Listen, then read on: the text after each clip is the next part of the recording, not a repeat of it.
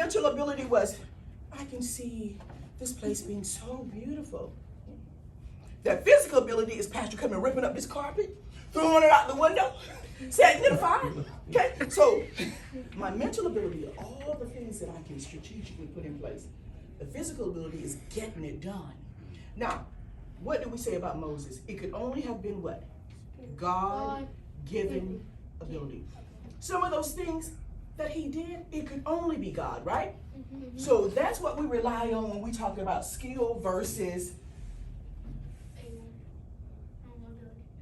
ability, God-given ability. Now, Ethan, he can throw that ball around all day long, make a few points. But if the beeper's going off and he does like that, you say, that could have only been God. Because you know you couldn't do that. That could have only been God. So he puts us in a position where it can only be him. And those things make us believe more and more and more when he does those miraculous things. Okay? Like the song says, I've got miracles on miracles, a million little miracles. 1, 2, 3, 4. I can't even count them all. He puts miracles in our pathway to where we say that could have only been God. And so when we have God-given ability, we don't even have to think about it.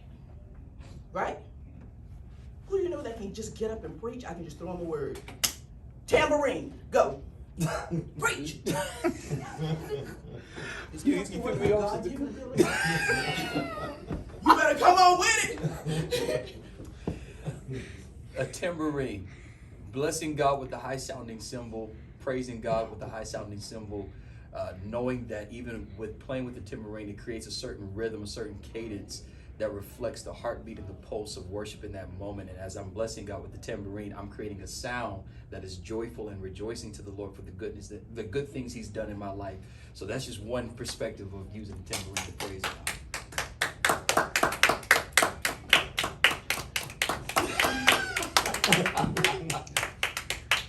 Throw me a word. Joy. Joy. Oh, the joy of the Lord. Joyful? You gonna help me?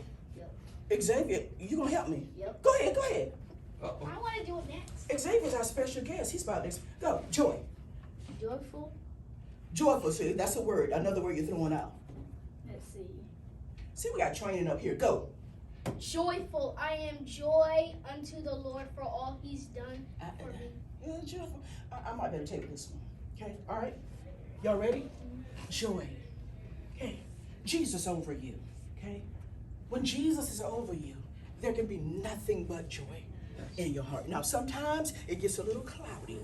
Sometimes people may come along and they disguise that joy. They may make it seem as if it's fading. And one example would be, I love teaching.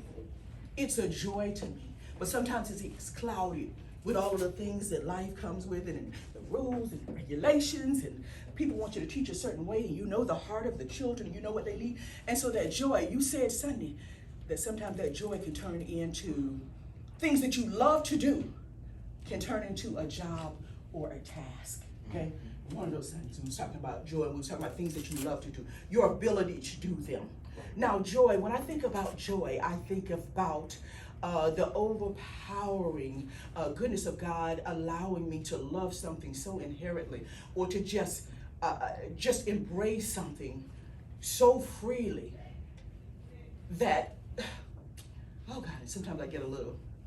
When I think about joy, I think about that thing that just comes naturally to me. When I wake up in the morning, I think about it. When I go to bed at night, I think about it. Knowing Jesus brings me joy, okay? Teaching you brings me joy. And you say, what do you mean by joy, teacher? If you had to say it brings you joy, okay?